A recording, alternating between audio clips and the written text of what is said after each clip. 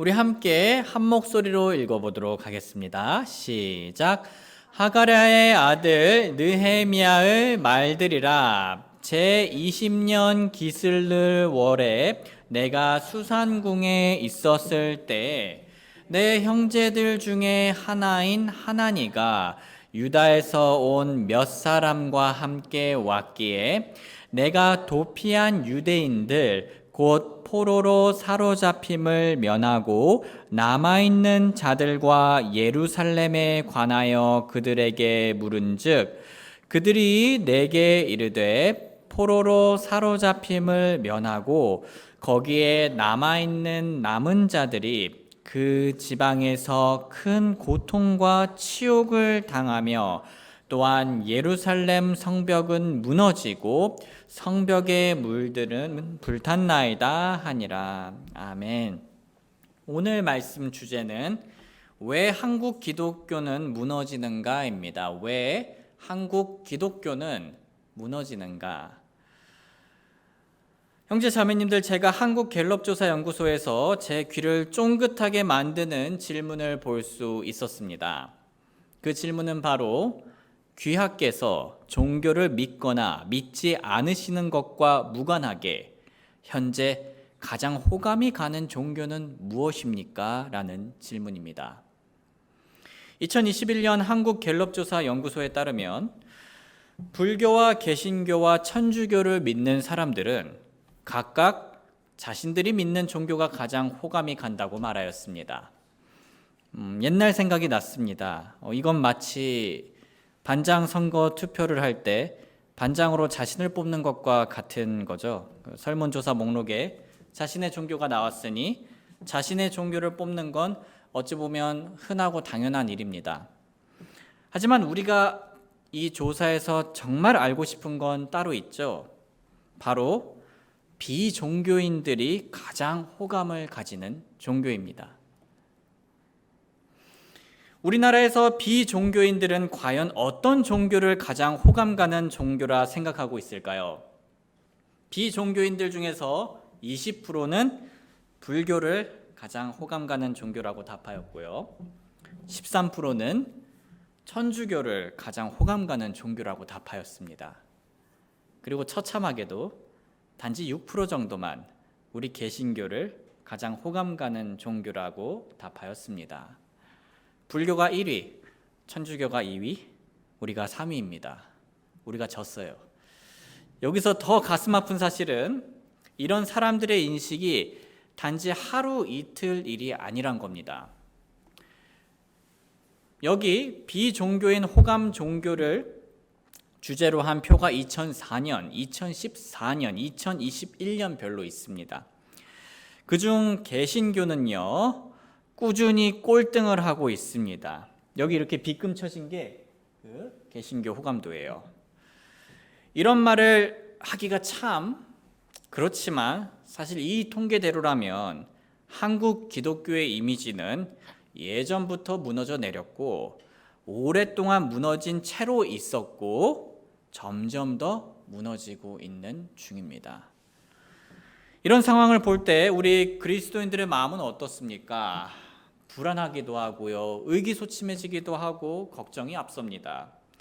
참으로 진지한 기독교인으로서 우리가 염려하지 않을 수가 없는 수치인 겁니다. 그런데 성도님들, 하나님의 사람이었던 느헤미야도 자신의 국가의 무너짐을 보고 불안해했습니다. 참고로 당시 느헤미야가 살았던 시대의 배경을 간단히 설명해 드리겠습니다. 솔로몬 이후로 이스라엘은 북이스라엘과 남유다로 나뉘어졌습니다. 두 왕국은 계속 부도덕한 일을 저질렀습니다. 결국 하나님께서는 그들을 심판하셨어요. 북이스라엘 백성들은 주전 722년에 아시리아 사람들에게 포로로 붙잡혀갔고 남유다는 주전 586년에 바벨론 사람들에게 포로로 붙잡혀갔습니다. 훗날 유대인들은 3번에 걸쳐서 예루살렘에 돌아왔는데요. 느헤미야는 페르시아에서 왕의 신뢰를 받으며 사회적으로 꽤 지위가 높았던 사람이었습니다.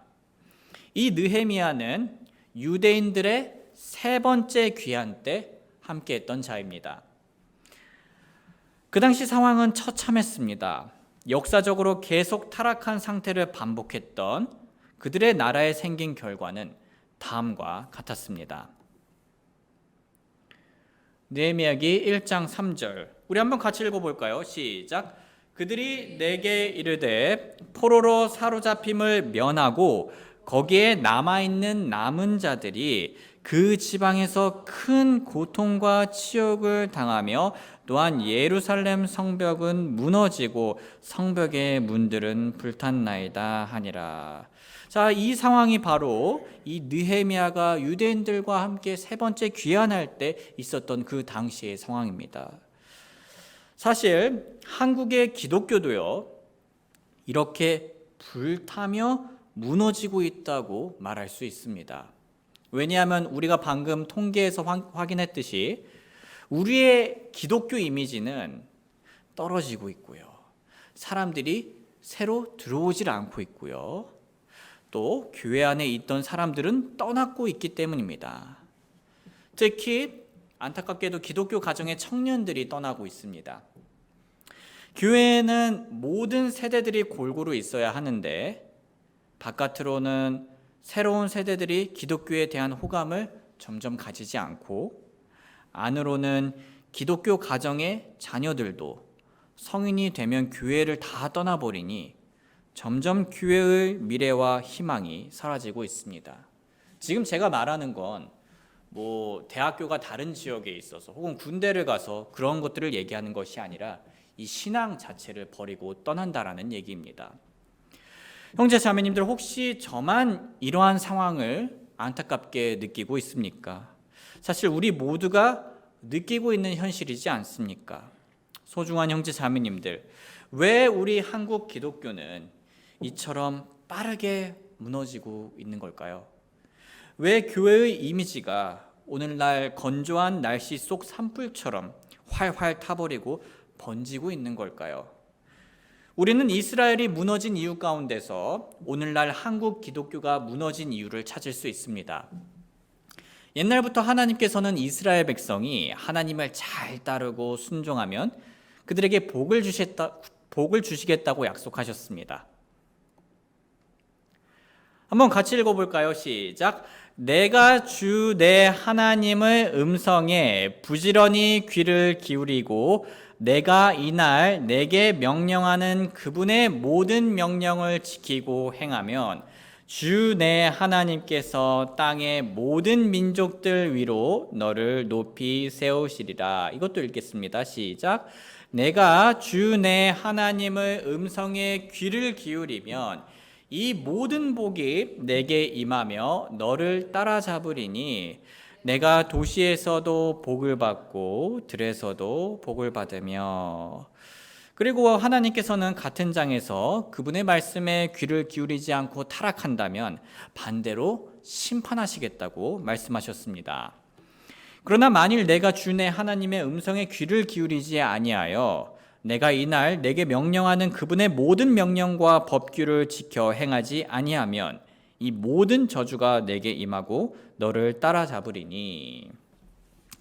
이스라엘이 하나님께서 제안하셨던 것처럼 그 하나님의 말씀에 잘 순종하고 도덕적으로 살면서 복을 받았으면 참으로 좋았겠지만 안타깝게도 그들은 범죄하며 하나님을 악하게 대했습니다. 느헤미야기 1장 7절에서 얘기하는데요. 우리가 주를 매우 악하게 대하였으며 주께서 주의 종 모세에게 명령하신 명령과 법규와 판단의 법도를 지키지 아니하였나이다. 참고로 하나님께서는 그분의 백성들인 이스라엘이 죄를 지었어도 오랫동안 참아주셨고 여러 번의 기회를 주셨습니다. 사사기에서 역대기 상하까지의 내용을 보면 그들은 자주 타락했고 하나님의 긍휼로 그들에게 수많은 기회가 있었지만 그들은 결국 크게 심판받아 오늘 본문처럼 황폐한 상태가 된 것입니다. 오늘날 한국 교회가 황폐하게 된 원인도 이와 같다라고 말할 수 있겠습니다. 한국 교회도 이스라엘 백성들처럼 오랫동안 타락하고 하나님을 악하게 대했기 때문에 이스라엘처럼 영적으로 황폐해지고 있는 것입니다. 오늘날 한국교회는 하나님의 말씀에 순종하며 도덕적인 모범을 보이는 것이 아니라 오히려 이기적인 모습을 자주 보이고 있죠. 성도님들, 기독교가 이런 이기적인 모습을 보이면 어떤 일이 일어날까요? 두 가지 일이 일어난다라고 오늘 얘기하고 싶은데요. 첫 번째로, 기독교인들은 비종교인들에게 호감이 아니라 비호감을 얻게 됩니다. 우리가 뉴스만 보더라도 이 사실을 알 수 있습니다. 다들 몇 년 전 정인이 사건 기억하시나요? 네. 한 양부모의 학대로 16개월밖에 안 된 아기 정인이가 2020년에 죽었습니다. 그런데 그 양부모가, 그 학대했던 양부모가 다름 아닌 기독교인이었습니다. 그런데요, 단순히 기독교인이 아니라 목사의 자녀였다고 합니다. 또 작년에 어느 목사는요, 3.1절에 일장기를 달아서 사람들의 큰 질타를 받았습니다. 비종교인들은 이런 뉴스를 보면 어떻게 생각을 할까요? 기독교에 대해서 비호감을 넘어 혐오감까지 느낍니다. 그런데 비종교인들은 단순히 뉴스만 보며 기독교에 대해 비호감을 느끼는 것은 아닙니다. 일상에서도 느낍니다. 성도님들, 최근에 교회 건물을 이사했던 목사님들의 얘기를 들어보면 공통적으로 하는 얘기가 있습니다. 그건 바로 목사님들이 좋은 장소와 조건을 찾았지만 교회를 하려는 사실을 알리기만 하면 건물주들이 거부를 했다는 겁니다. 왜 거부를 했을까요? 건물주는 그 월세를 받을 수 있는 기회를 잃을 수 있음에도 불구하고 왜 거부를 했을까요? 왜냐하면 오늘날 교회 성도들이 주변에 배려 없는 소음을 일으키고 주차 문제로 인해 다른 건물 이용자들과 다투는 사례가 많아졌기 때문입니다. 한국의 기독교인들이 뉴스에서뿐만 아니라 일상에서도 비종교인들에게 그렇게 좋지 못한 인상을 주고 있는 거죠.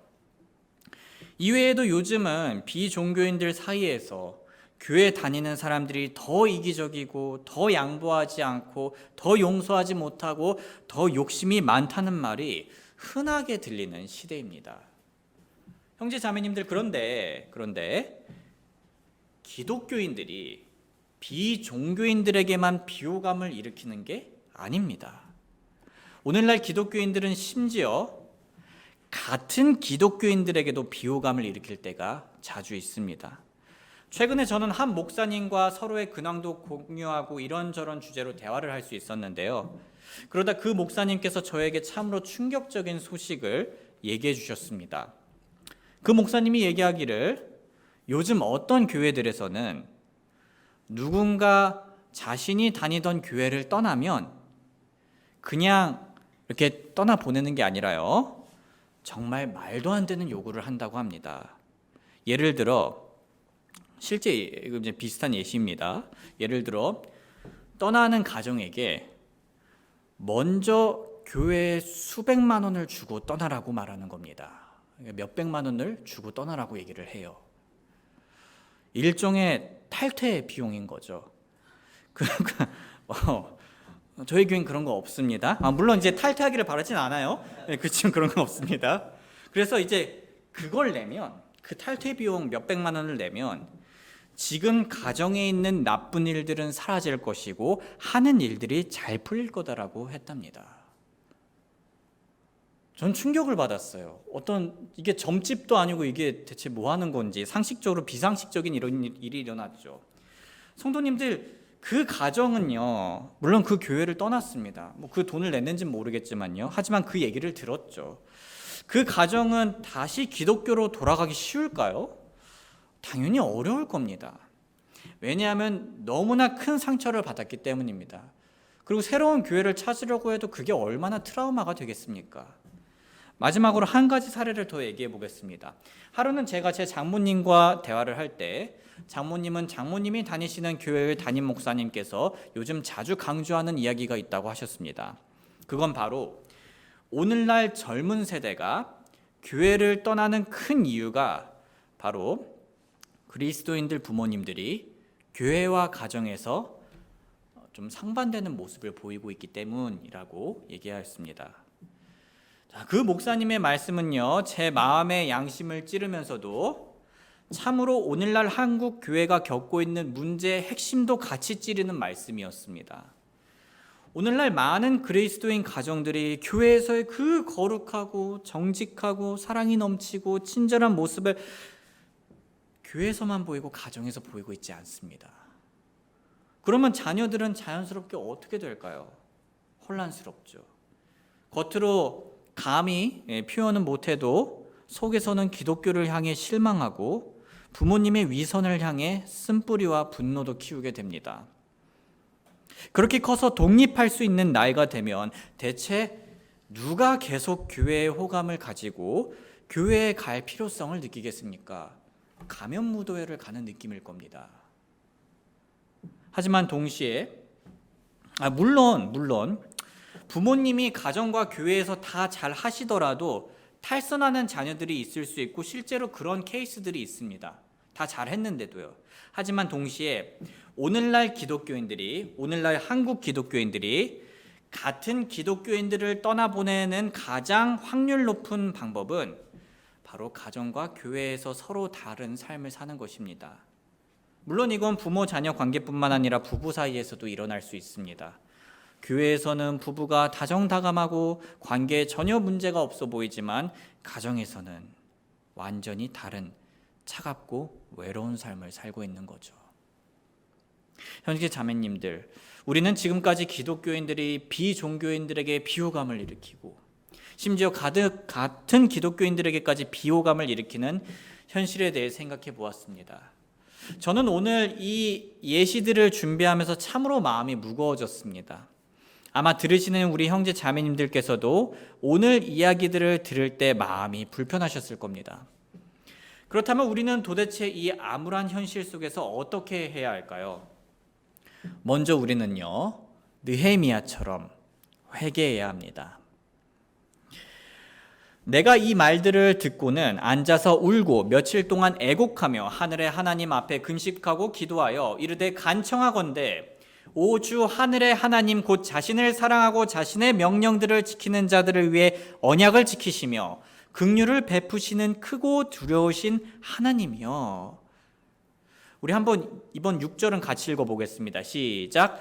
이제 주께서는 귀를 기울이시며 눈을 여시사 주의 종의 기도를 들으시옵소서. 내가 이제 주의 종 이스라엘 자손을 위하여 주 앞에서 밤낮으로 기도하오며 이스라엘 자손의 죄들을 자백하오니 우리가 주께 그 죄들을 지었나이다. 나와 내 아버지 집이 죄를 지었나이다. 보시다시피 느헤미야는요, 나와 내 아버지 집이 죄를 지었다고 말하였습니다. 소중한 형제 자매님들, 우리도 느헤미야처럼 나 자신을 반성하고 회개를 해야 합니다. 통회하는 마음을 나부터 가지며 슬퍼해야 합니다. 지금 이 말씀을 들으면서 맞아 역시 그 사람은 자신을 탓해야 돼 이렇게 생각을 하면 안 되고요, 나 자신을 생각을 해야 합니다. 다시 말해 우리는 무너져가는 한국 교회를 바라보며 남 탓이 아니라 먼저 나 자신을 하나님에 비추어 보며 가슴 아파할 줄 알아야 합니다. 예를 들면 내 환경이나 직장 동료를 탓하는 게 아니라, 물론 거기에 문제가 있을 수 있어요. 하지만 순서적으로 내 환경이나 직장 동료를 탓하는 게 아니라 나 자신을 먼저 점검하고 반성하고 회개를 해야 합니다. 내 부모님이 아니라 내 남편이 아니라 내 아내가 아니라 나 자신을 먼저 점검하고 반성하고 회개를 해야 합니다. 하나님, 제가 솔직히 이 부분에 있어서 부족했고 잘못했습니다. 하나님, 먼저 저의 이 부족함을 회개합니다. 죄송합니다 라고 온 마음으로 하나님께 마음을 쏟아야 합니다. 그러면요, 하나님께서 이 땅을 고쳐주실 것이라 말씀해 주셨습니다. 내 이름으로 불리는 내 백성이 자기를 낮추고 기도하여 내 얼굴을 구하고 자기들의 악한 길들에서 떠나면 그때 내가 하늘에서부터 듣고 그들의 죄를 용서하며 그들의 땅을 고치리라. 성도님들, 이렇게 회개한 다음에 우리는 무엇을 하는 게 좋을까요? 우리는 예수님을 가장 큰 명령에 순종해야 합니다. 선생님이여, 율법에서 큰 명령은 무엇이니까 하매 예수님께서 그에게 이르시되 너는 내 마음을 다하고 혼을 다하고 생각을 다하여 주 내 하나님을 사랑하라. 이것이 첫째가는 큰 명령이요, 둘째 명령은 그와 같은 것으로서 너는 내 이웃을 내 자신과 같이 사랑하라이니라. 모든 율법과 대언자들의 글이 이 두 명령에 매달려 있느니라 하시니라. 그래서 요약하자면 우리는 있는 힘껏 하나님을 사랑하며 그분의 말씀에 순종하고, 우리는 있는 힘껏 우리의 이웃과 교회와 가족들을 사랑해야 합니다. 그렇게 잘 사랑할 때 비로소 우리는 비도덕적인 기독교가 아니라 도덕적인 기독교를 세상에 드러낼 수 있습니다. 잘 사랑하면 자연스럽게 도덕적이어질 수 있다는 얘기입니다. 또한 이렇게 잘 사랑하면 우리는 주변에 있는 모든 사람들로부터 비호감이 아닌 호감을 가질 수 있게 됩니다.